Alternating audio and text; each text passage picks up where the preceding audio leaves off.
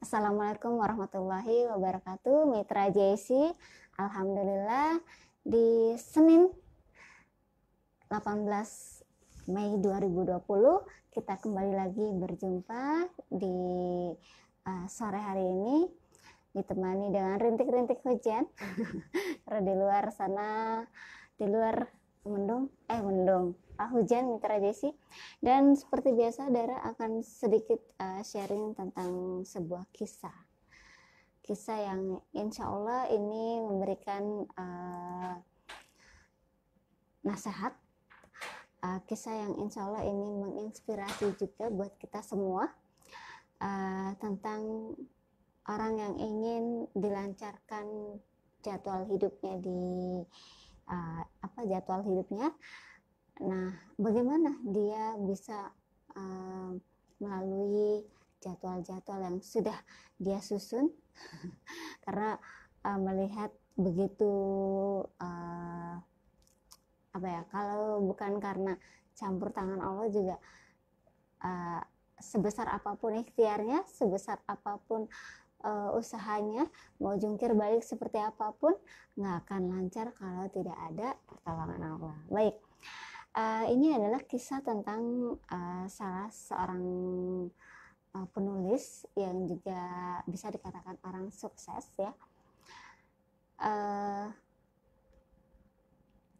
dan namanya, mohon maaf, namanya Dara samarkan, sebut saja Arman ya, bukan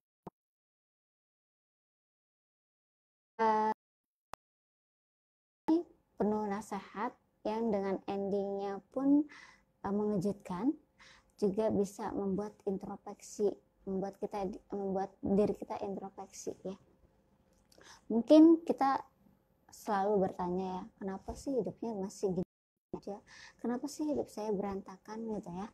Nah, ini baik kita langsung ke ceritanya supaya tidak berlama-lama. Dan juga sebelumnya buat Mitra JC langsung meluncur ke Facebook Radio JC, bisa nyimak bareng ya tentang kisah ini. Semoga ini memberikan manfaat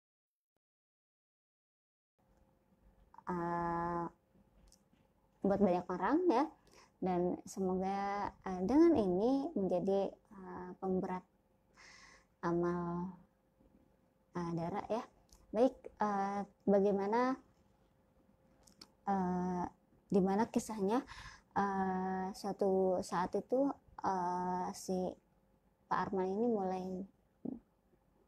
bisnis ya kan, dan ketemu masalah ya, dimana dia ketemu dengan janjian dengan 3 orang di Jakarta, sementara posisinya waktu itu Pak Arman ini ada di Jogja. Bahkan dia nggak punya banyak kenalan di Jakarta, dan dana pun saat itu cekak banget gitu ya. Dan jadwalnya ketemu dengan Pak A, janji ketemu dengan Pak A itu hari Senin siang gitu ya. Ketemu dengan Pak B itu hari Rabu pagi, dan ketemu Ibu C itu di hari Jumat sore. Nah, kalau Pak Arman mau gampang, Pak Arman harus berangkat naik kereta Minggu malam dan menginap di Jakarta 5 hari dan pulang Jumat malam. Namun ketika itu Pak Arman bingung, Mitra JC. Apa yang membuat dia bingung? Pak Arman bingung karena yang Pak Arman tanyakan, yang Pak Arman bingung kan, saya harus menginap di mana gitu ya. Pak Arman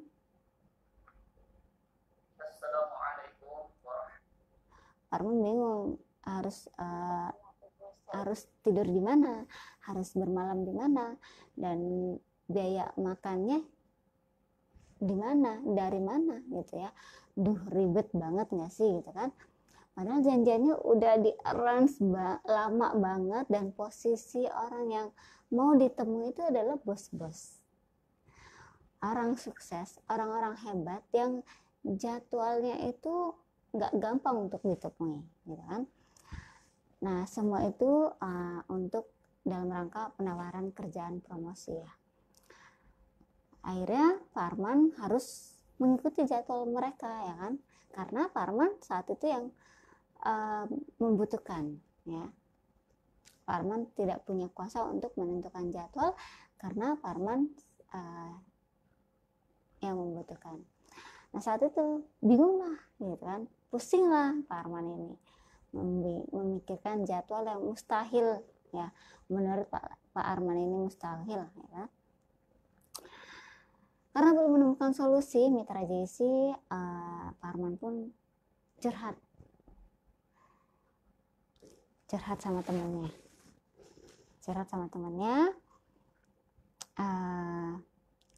dan temannya ini hanya mengangguk-angguk mendengar cerita Pak Arman, cuma ngangguk-ngangguk dan bertanya, jadwal sholat gimana?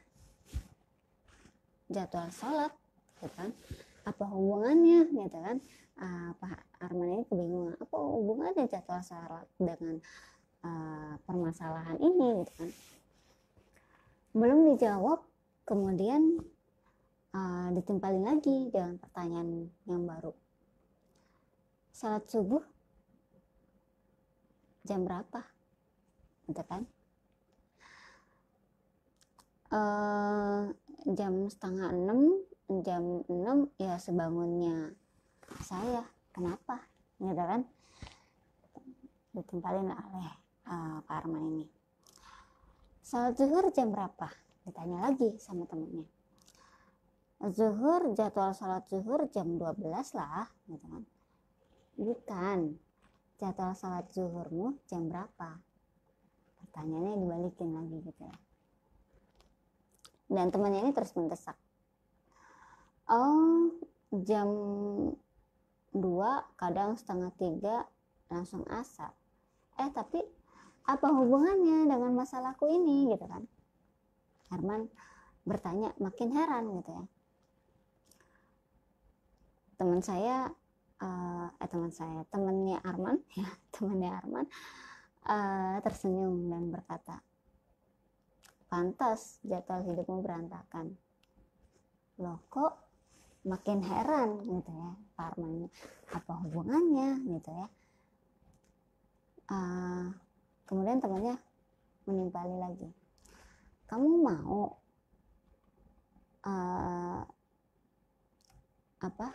masalahmu beres, kamu mau minggu depan ke Jakarta dan masalahmu lancar, beres, gitu. Terus Pak Arman jawab, lah iya, makanya saya tadi cerita, gitu kan. Terus temannya Pak Arman ini menjawab lagi, menimpal lagi, ya beresin dulu jadwal salat wajib kamu, jangan terlambat sholat, jangan ditunda-tunda, kalau bisa jamaah. Kok hubungannya apa? Tanya Pak Arman, kan? Tanya Pak Arman. Kerjain aja dulu, kalau mau, enggak juga nggak apa-apa. Yang punya masalah kan bukan aku, kata temannya. Mendengar jawaban ini, tentu Pak Arman merasa kurang puas, ya. Akhirnya dia pamit karena hatinya nggak puas mendengar jawaban dari temannya. Kalau anak zaman now, anak zaman, bukan kali ya, bukan anak zaman now. Dalam hati Arman, jaka sambung jaka sambung naik ojek, nggak nyambung, gitu. Akhirnya Arman mencari lagi cara lain, ya, sambil mengumpulkan uang saku buat berangkat yang waktunya udah emang mepet banget.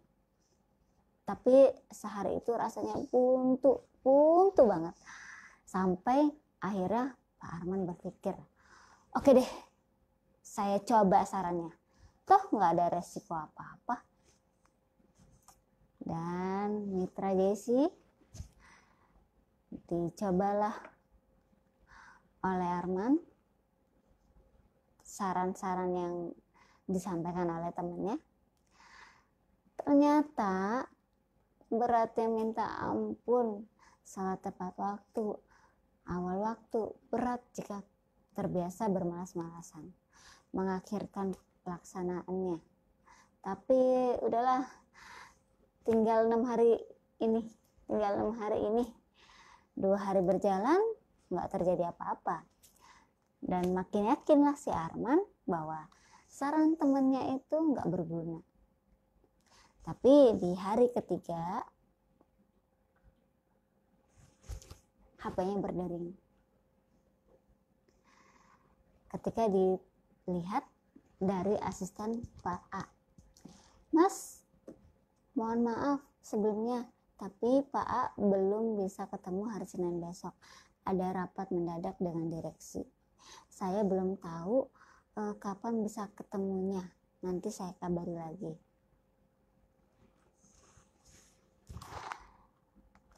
Pesan dari asisten Pak A. Di ujung telepon, Pak Arman ternganga. Bukannya jadwal saya makin teratur, ini malah ada kemungkinan di cancel. Makin jauh logika saya menemukan solusinya.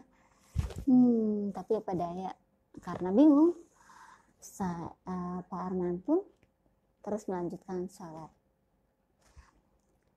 sesuai jadwal, sesuai waktu yang ditentukan. Di hari berikutnya, HP-nya berdering kembali dari sekretaris B. "Mas, semoga belum beli tiket ya. Pak B ternyata ada jadwal general check up di hari Rabu depan, jadinya nggak bisa ketemu. Tadi Bapak nanya bisa ketemu Jumat aja, jamnya ngikut Mas." Yang ini benar-benar terkejut tentunya ya. Jumat, kan bareng harinya sama Buse. Akhirnya, "Oh iya, tidak apa-apa. Jumat pagi gitu jam 9 bisa ya," gitu kan. Sahut Pak Arman gitu ya. Dari seberang sana ya, dari seberang telepon dijawab, "Oke Mas, nanti saya sampaikan." Sip. Batin Arman berteriak senang. Belum hilang rasa kaget Arman, HP berbunyi lagi. Sebuah SMS masuk, bunyinya, "Mas, Pak A minta ketemunya hari Jumat setelah Jumatan. Jam 13.30. Diusahakan ya Mas. Tidak lama kok. 1 jam cukup." Tentu Pak Arman makin heran gitu ya. Tanpa campur tangan saya sama sekali gitu kan, kata dia dalam hati. Itu jadwal menyusun dirinya sendiri. Oke, jadilah Arman berangkat Kamis malam, ketemu 3 orang di hari Jumat, dan Jumat malam ia bisa balik ke Jogja tanpa menginap. Arman sujud sesujud-sujudnya. Keajaiban model begini tak akan bisa didapatkan dari Seven Habits ya, Stephen Covey. Tidak juga dari 8 Habits ya. Hanya Allah yang kuasa yang mengatur segala sesuatu dari arsnya sana. Dalam hati Arman. Sampai Arman meyakini satu hal yang sampai sekarang Arman usahakan terus dijalani. Apa itu? Iya, dahulukan jadwal waktumu untuk Rabbmu, maka Allah akan mengatur jadwal hidupmu sebaik-baiknya. Karena Arman adalah seorang muslim, dia mencoba konfirmasikan ke beberapa teman yang non-muslim dan mereka menyetujui. Nah, jika dalam hidup ini kita mengutamakan Allah, maka tentu Allah akan menjaga hidup kita. Allah itu memperlakukan kita mengikuti perlakuan kita kepadanya. Jadi kalau misalkan mau hidup kita, jadwal kita teratur, bisnis kita ataupun usaha kita atau kerjaan kita berjalan dengan baik, tentunya kita harus utamakan dulu gitu. Yang memberikan pekerjaan, yang memberikan bisnis, ya, yang memiliki kekuasaan atas diri kita gitu ya. Nah tentunya hanya dengan kita mengedepankan Allah gitu kan, kita disiplin gitu ya. Disiplin di sini disiplin dalam hal ibadah gitu ya. Nah insya Allah beres hidup kita gitu kan. Jadi kunci bisnis itu ada 3. Salat tepat waktu, usahakan jamaah, jika mau lebih top tambahin sholat sunnahnya, qobliyah, ba'diyah, tahajud, duha semampunya. Nah ini bisa dipraktikkan Mitra JC, insya Allah jadwal kehidupan kita baik bisnis, keluarga maupun personal ataupun kerjaan insya Allah akan nyaman dijalani. Sampai hari ini Pak Arman belum pernah berdoa lagi untuk menambah 24 jam sehari menjadi lebih banyak jamnya. 24 jam sehari itu sudah cukup jika kita tak hanya mengandalkan logika dan juga nggak gemrungsung menghadapinya ya, tidak terburu-buru dan bertanggung jawab menjalani setiap prosesnya. Itu hari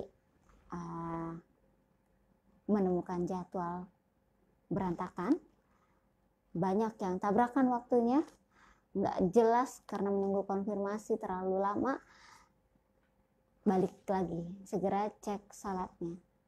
Pasti di situ ada masalahnya dan harus segera diberesin sehingga jadwal kita pun akan teratur lagi dan akan baik-baik saja gitu ya.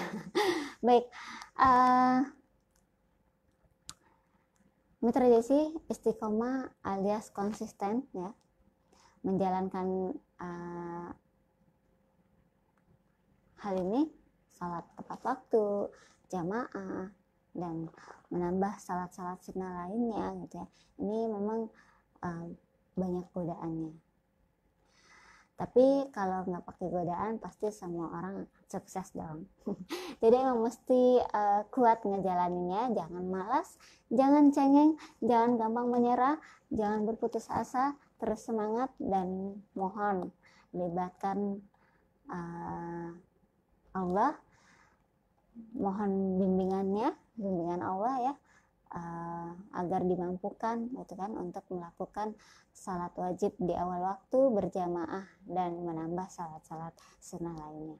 Baik, itu Mitra JC kisah yang semoga bisa menginspirasi Mitra JC semua dan bisa menambah semangat kita untuk melakukan ibadah, apalagi saat ini kita sudah di akhir ya, sudah di akhir Ramadan ya, sudah di hari ke-25, tinggal 5 hari lagi. Semoga